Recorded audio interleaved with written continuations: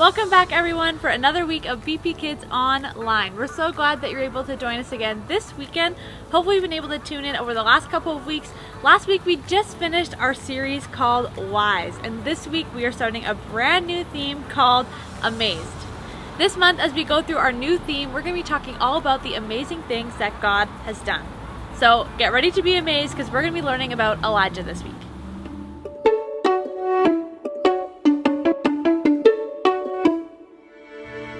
Hey guys, our memory verse of the month is found in Deuteronomy 7 verse 1. Are you ready? The Lord your God who is present with you is a great and awesome God.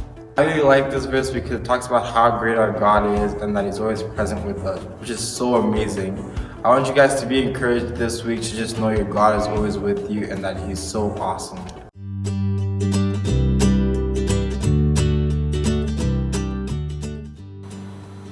Who's the most powerful person that you know?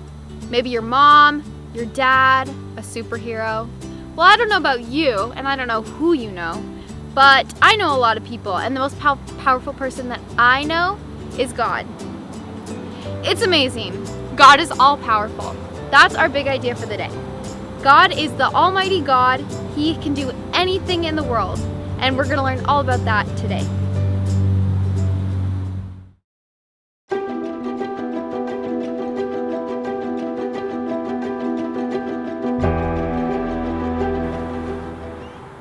Hey kids, today's story is from 1 Kings 18 verse 18.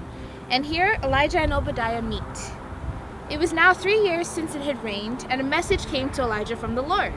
He said, "Go speak to Ahab, then I will send rain on the land." So Elijah went to speak to Ahab. There wasn't enough food in Samaria. The people there were very hungry. Ahab had sent for Obadiah. He was in charge of Ahab's palace. Obadiah had great respect for the Lord. Ahab's wife Jezebel had been killing off the Lord's prophets. So Obadiah had hidden 100 prophets in 2 caves. He had put 50 in each cave. He had supplied them with food and water. Ahab had said to Obadiah, "Go through the land, go to all the valleys and the springs of water. Maybe we can find some grass there. It will keep the horses and mules alive. Then we won't have to kill any of our animals." So they decided where each of them would look. Ahab went in one direction and Obadiah went in the other. As Obadiah was walking along, Elijah met him. Obadiah recognized him. He bowed down to the ground and he said, "My master Elijah, is it really you?" "Yes," Elijah replied. "Go and tell your master Ahab, Elijah is here." "What have I done wrong?" asked Obadiah. "Why are you handing me over to Ahab to be put to death? My master has sent people to look for you everywhere. There isn't a nation or kingdom where he hasn't sent someone to look for you.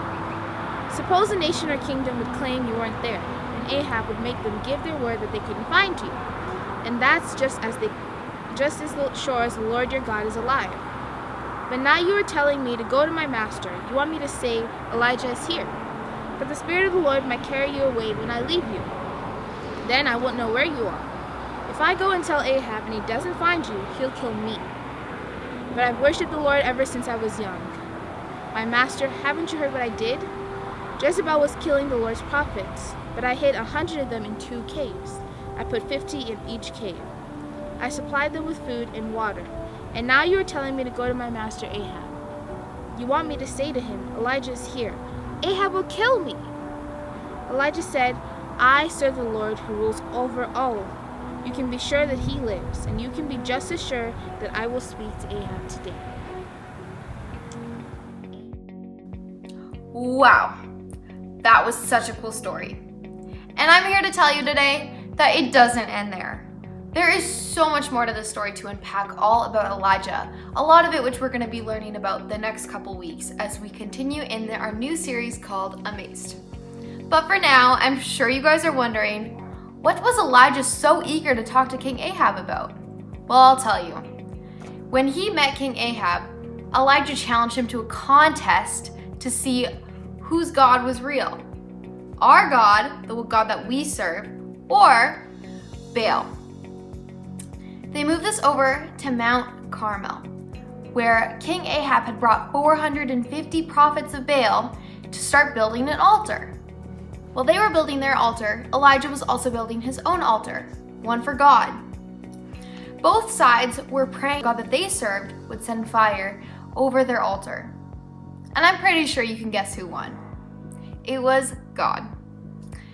Elijah's altar that he had built, it had fire everywhere. Fire took over the altar and it surrounded it. Then, do you know what happened after that? Do you remember how Zuby was telling us about the rain? Well, guess what? For the first time in 3 years, it had rained again. It's amazing. God is all powerful. Did you see everything he did in that story? It's crazy. It blows my mind.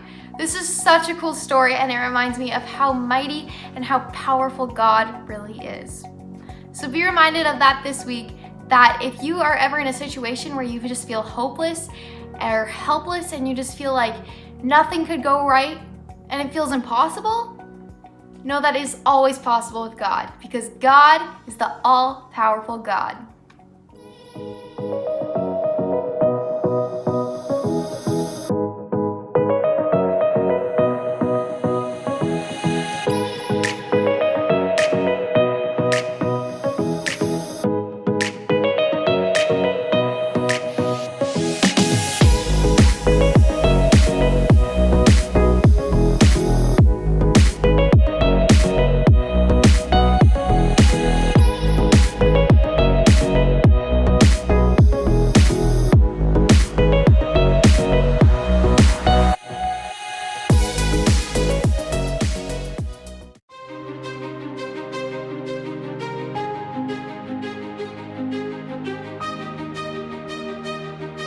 Are you guys ready? Yes. Let's do this. We've already been talking today about how powerful God really is. So we're going to do something else that's pretty powerful. Are you ready?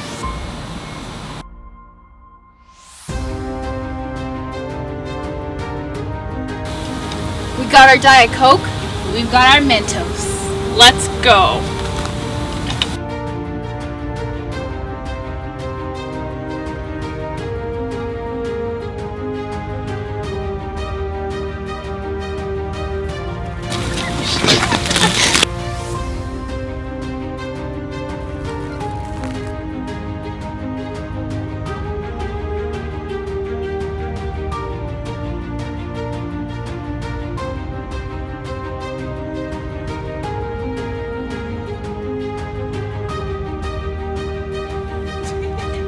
Seriously?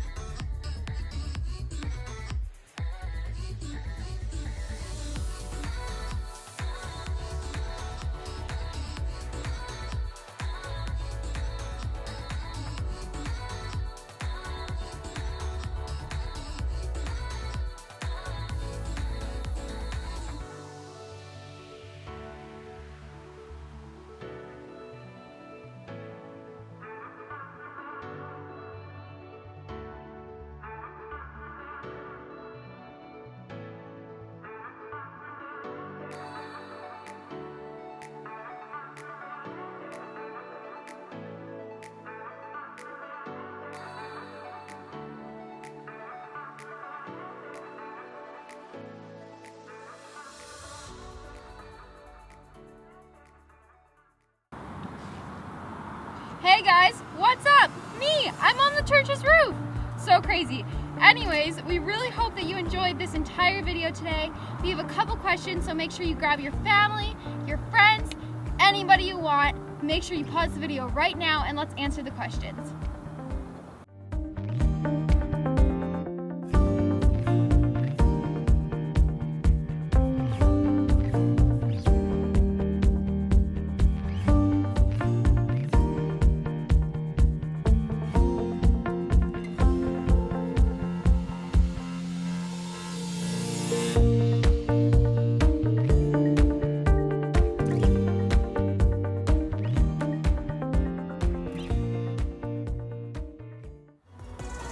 Well, we're so glad that you're able to join us again this weekend for another week of BP Kids Online. Stay tuned next week as we continue in our new series called Amazed. So we'll see you next time.